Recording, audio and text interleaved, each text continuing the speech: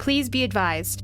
The following program contains stories and accounts of true events from the lives of residential school survivors. Due to the sensitive subject matter, some participants decided to remain anonymous. These testimonials may include accounts of physical and sexual abuse and may be triggering to some listeners. If you or someone you know is experiencing pain or distress as a result of the residential school experience, you're not alone. Please call the Residential School Crisis Line at 1-866-925-4419. They are there to help, and they're available 24 hours a day. Okay, niksoukkoa. Ketkanaaksimatsempoa. Nohksistsikoi kääkuhkaapaa ajanaa kiipaakin tauhsennon. Anakaasiksi kaipoja. Annaksiksi kaitsetappiuak. Annaksaukiisiksi kawa. Kainawa. Piikkani. Aukianneksi matsetaa oppiiksaaksi. Annekin nässoukaksimaan siksi kännästiisen. Anneksi koukea sahsiua. Sahsatsoukitaki. Annetsai nohkaa iänaa kiipinoksistsikoi. Welcome, my relatives. I'd just like to acknowledge the land that we reside in, the land of the Blackfoot-speaking nations, at Siksika, the Kainawa, Pagan, and also after Treaty Number 7, we also acknowledge Stony Nakoda and Tsutina, a rightful acknowledgement of the people and the land that we reside in. This is Survivors, an 8-episode podcast made in partnership with CJSW and the Department of Canadian Heritage, providing insight into the lived experience of residential school survivors and their families. The residential school system ran across Canada from 1883 to 1996. Throughout its lifetime, over 150,000 Indigenous children were removed from their homes, stripped of their cultures, and forced through a system created to destroy their senses of identity. The lasting negative impact of the residential school system continues to devastate communities of survivors. My name is Cameron Seifert. I'm a Métis individual studying the topics of sociology and international Indigenous studies at the University of Calgary. Uki. Hello, my name is Grace Heavy Runner. My Blackfoot name is Bugsiganaki. I am from Gana First Nation, Alberta. I am a residential school survivor who attended the St. Mary's Residential School, which operated from 1898 to 1988. I was born in 1974 and attended the residential school when I was 9 years old. At the age of 11, the school was closed permanently. I want to share my story and the story of other residential school survivors to raise awareness and aid in the healing process of our community. Presently, I'm a journalism student and a podcast producer. I'm a daughter, a sister, a mother, and grandmother. Every generation of my family within living memory attended residential school. This is my story, but also the story of many. While my experience may have been different from others, there is a unifying impact felt by all generations. I want to share my stories and experiences living at the residential school. Thank you for taking this journey with me.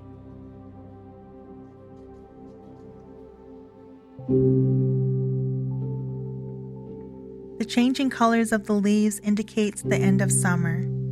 I am 9 years old, living on the ranch with my mom, my siblings, and my stepdad.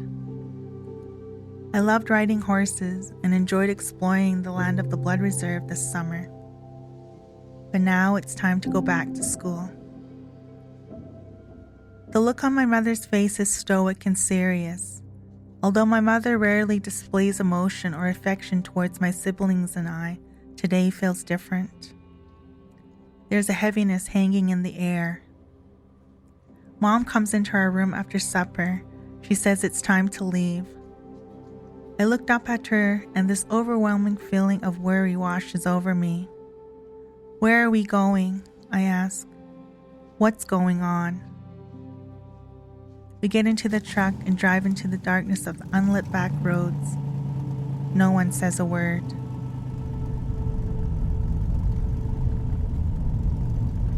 We finally arrived at our destination after what felt like the longest drive of my life. We are met with a large brick building towering over us. We pass countless hallways and doors as we walk towards the back office. Where are we going? Our steps echo through the quiet hallway. The silence is haunting. What's going on? No answer from my mother. Her stern gaze is focused on the office at the end of the hall. My mom puts our backs against the wall and tells us to wait here. I peer through the window and see my mom speaking with two women and a man dressed as a priest. She signs several pieces of paper and returns to my brother and I. Coldly, she says, "You both are staying here. I will see you on the weekend." She walked away.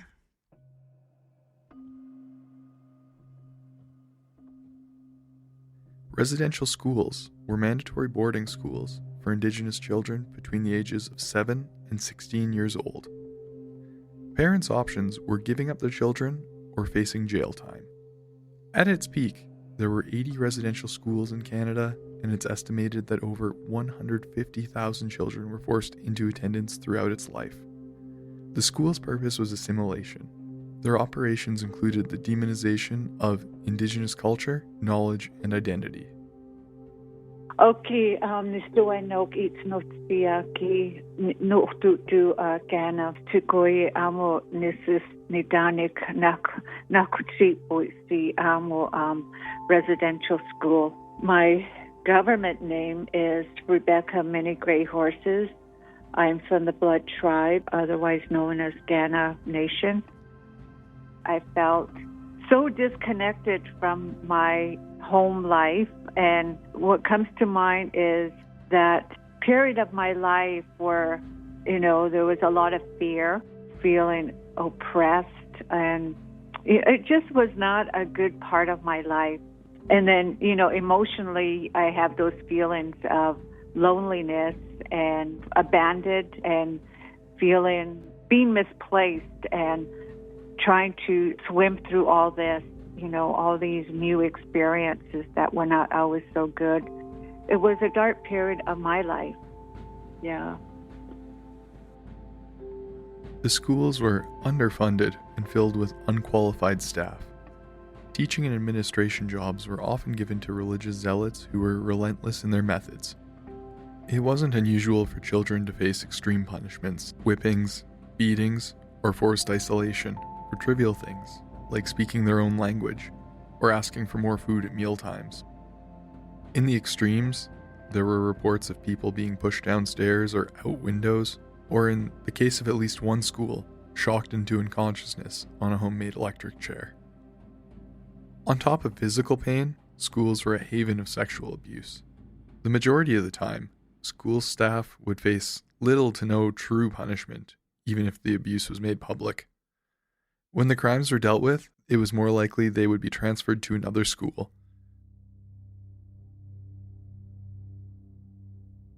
One time I went up to this teacher. I was going to go ask him for a cigarette. And he told me to go into his room. And he took out this yardstick. And he was kind of tapping it on his hand. All I was going there was for a cigarette. But there was that sexual abuse that was about to happen.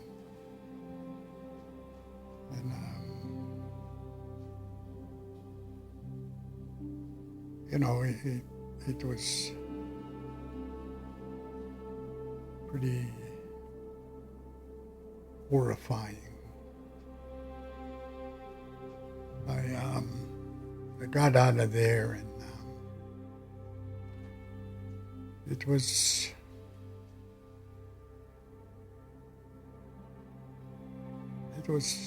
pretty.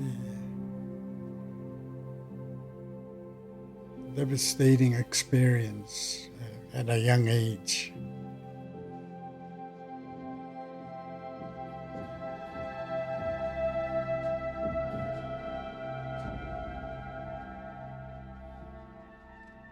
The wounds of residential schools have not healed. The devastation felt has carried intergenerational consequences. Traditional languages and teachings have been lost through forced assimilation. The loss of parenting skills and traditional ideas of family have led to a situation where there are more Indigenous youth under government care today than during the height of the residential school system. It took until 2008 for the government to apologize for their role in the system. We're just thrown into this place, and we had to, we all had to live together whether we wanted it or not. And so we had to learn. It's like being thrown into water and you don't know how to swim. You have to learn quick how to survive in that environment, because these are total strangers that you are expected to live with day to day. And so I remember I had my older sisters were in residential school before I was, and they were telling me, this is what you have to do. You have to do this.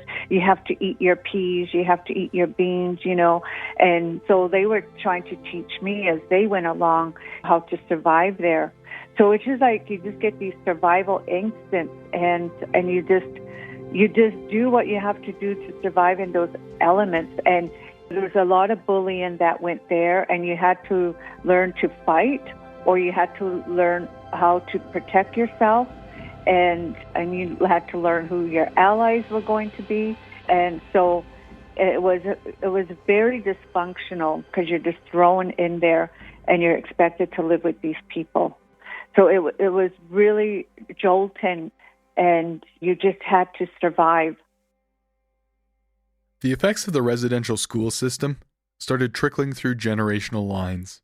Stories, history, culture, everything that had been a part of the traditional Indigenous identities were gone. Further, along with the loss of identity, came the loss of Indigenous parenting skills. The traditional structure of large extended families with roles and responsibilities spread out communally had been dismantled by the residential school system. Indigenous children were isolated, often separated from even their siblings completely.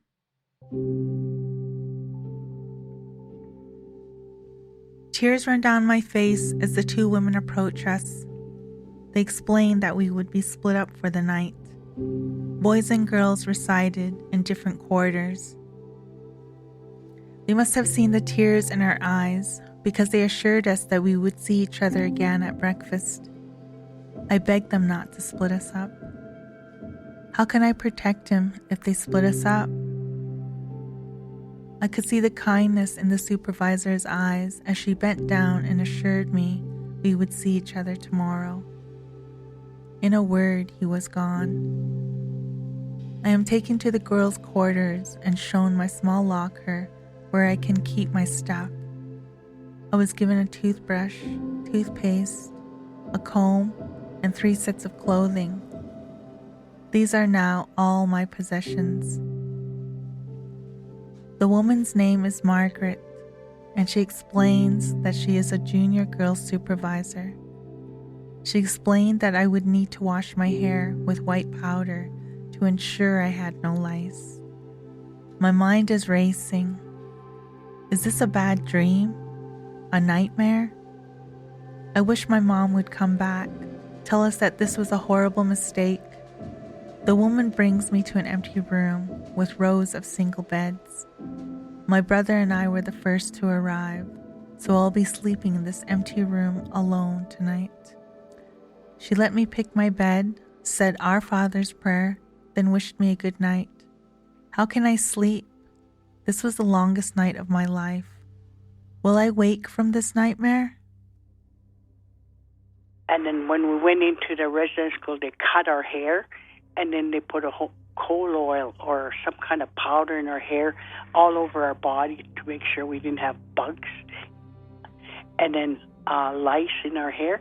And we all stood there naked, like every one of us kids were standing there naked while they were bathing us and everything, and cutting our hair and everything, and throw away our clothes that we went in there with, and then we all start dressing the same dresses, different colors or whatever, but the same. When I entered residential school, it was very traumatizing. You leave a safe, sheltered environment to this really hostile environment, and you experience so much trauma there from being attacked from your supervisors, and you're walking on eggshells all the time, trying to survive. It's a very survival mode of existence. And so when this is going on, you're experiencing trauma after trauma after trauma from these abuses that are happening there. When those traumas are not addressed, keep carrying that trauma with you through the years as you age. You have to address them at some point or another. For me, I used alcohol to numb those memories and that pain. Then at some point, I had to address those traumas, and I had to say, okay, this happened to me when I was in residential school. This is my experience, and I had to go and seek therapy. I had to get healing. But what happened is I was a mother, so I was transferring that trauma to my daughter because I hadn't healed it, so that she was also experiencing what I experienced, because that's what I was teaching her, that intergenerational trauma. And also as a parent, I wasn't parenting her the way a healthy parent would, but I was parenting her with fear and judgment and just being really harsh with her. And so those are the effects of residential school, the intergenerational trauma and the parenting skills. When you don't have those parenting skills, when you become a parent, then you parent that way. So I had to learn how to parent. And I remember I had coworkers, and I worked with Alberta Health Services, and I would look at the way they parent. They would really build up their children, and I would observe them.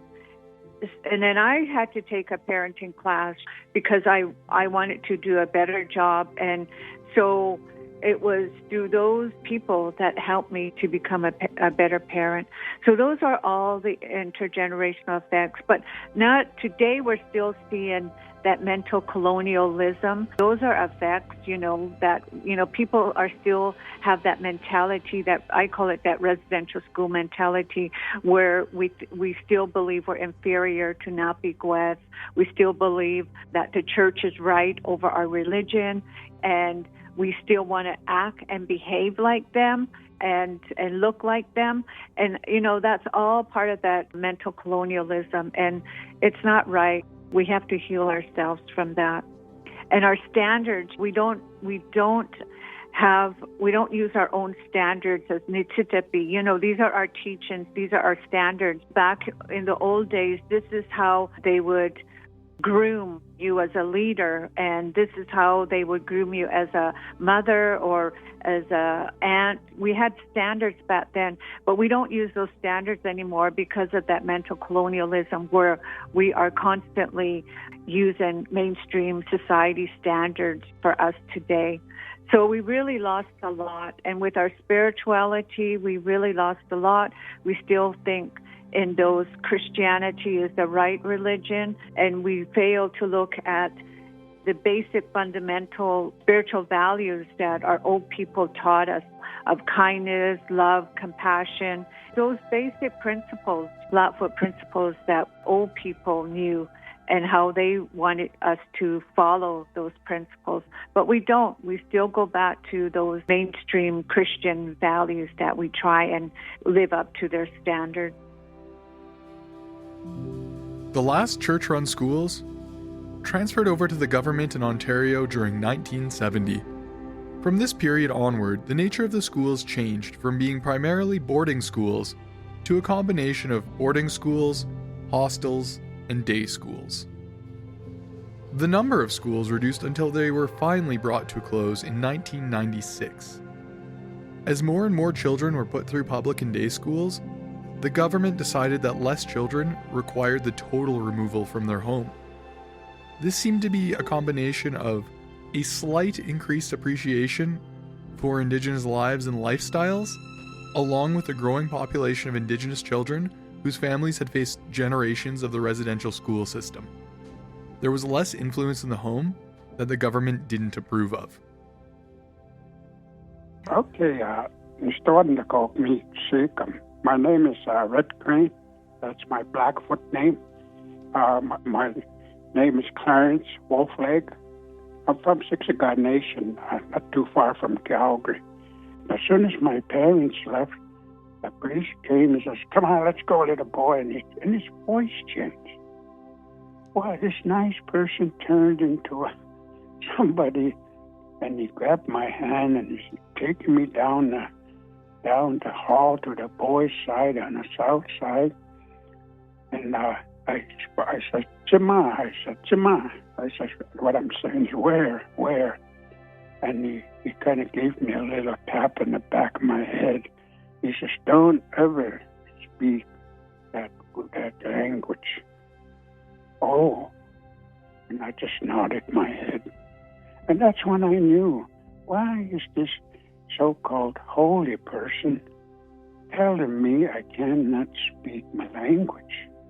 Well, I better not argue with him because he might hit me again. That was the first time that I got an indication, is that don't speak your language. It's evil. Throughout the years, most religious denominations responsible have offered an apology for their involvement in the residential school system. The Roman Catholic Church have not offered an apology, but an acknowledgement of regrettable involvement. In 2008, former Prime Minister Stephen Harper made an apology on behalf of the government for its role in the residential schools. These apologies have been taken differently by every individual who experienced the residential schools. Generally, the acknowledgement has been appreciated, but the sincerity of the government and church have been questioned. In addition to the government's apology, was the creation of the Truth and Reconciliation Commission. The TRC made 94 recommendations of how the government could take action to improve the devastation caused by the residential schools. As of January 2020, 10 of those recommendations had been followed.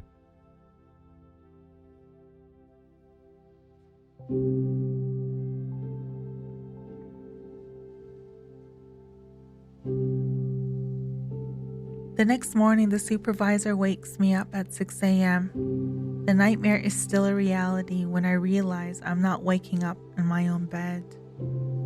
The heaviness of the day weighs upon me as the loneliness creeps in. I miss my brother, my sister. Most of all, I miss my mom. The supervisor tells me that it's time to get ready for school. I dread the week ahead. I feel scared and alone. Will the other kids like me? I hope my brother is okay. I'm escorted downstairs to a huge bathroom that soon will be filled with other junior girls. I grab my set of clothing from my locker and hurry to put on my new uniform. The sweater is an ugly green with white polka dots. The tiny dots on the fabric make it look like the sweater is covered in lint. The clothing is scratchy and thin. I wash my face with a bar of soap and line up against the wall. I can't wait to see my brother. The supervisor takes me to a room where we will have all our meals. It's a giant cafeteria with a table and chairs. I can see green trays stacked on the table. The room feels cold and sterile like a hospital. They segregate the junior and senior students, so we eat in a different area. Although the supervisors seem nice, I feel like any wrong move can land me in trouble. I listen carefully to every instruction I'm given. I don't want to be punished or hit. The other side of the room, I can see my brother getting breakfast. I want to run over and hug him, but I was told not to leave my seat. After breakfast, I walk over to my brother. I can tell that he was scared. I give him a hug and he barely says a word. After breakfast, we are separated again. I'm told to brush my teeth and grab a bagged lunch before being shown to our separate exits. Today is the first day of school. My mind is racing.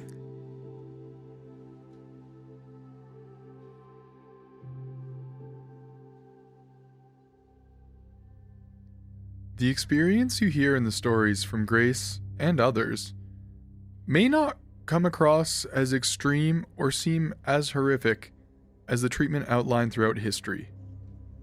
Each individual's experience is subjective, and there was no one way to feel about the schools.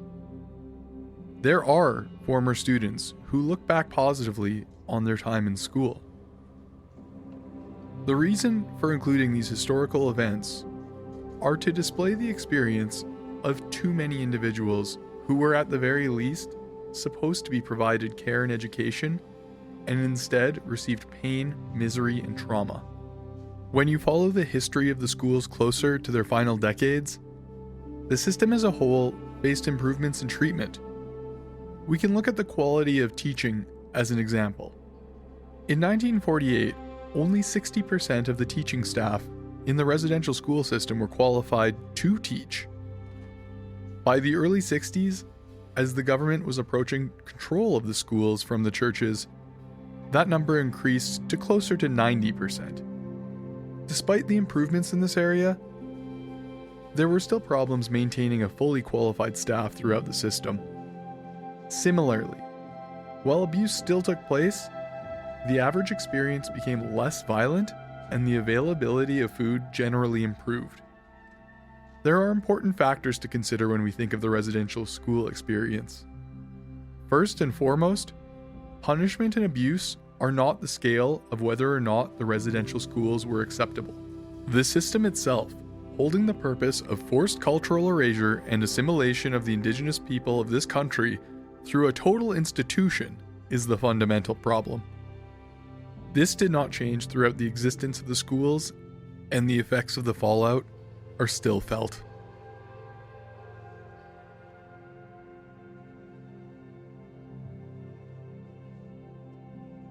Okay, Anniko Kakainskas min Institutu Siksika Nation. My name is Clarence Wolfleg Jr. People call me Skip. It was a song that was created or composed by my grandfather, Ninonsta, Mark Wolfleg Sr. He's one of our last World War II veterans. Was injured twice in World War II, and he still went back into battle. I believe this is one of the songs that he, that kind of came to him during that time.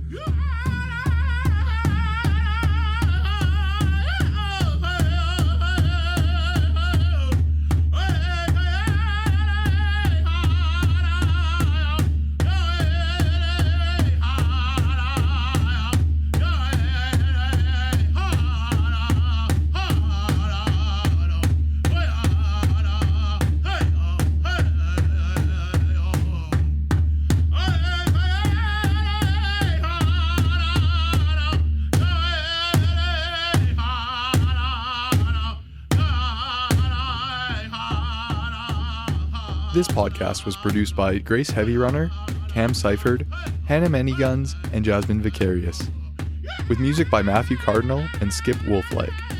Special thanks to all those who shared stories about their residential school experience.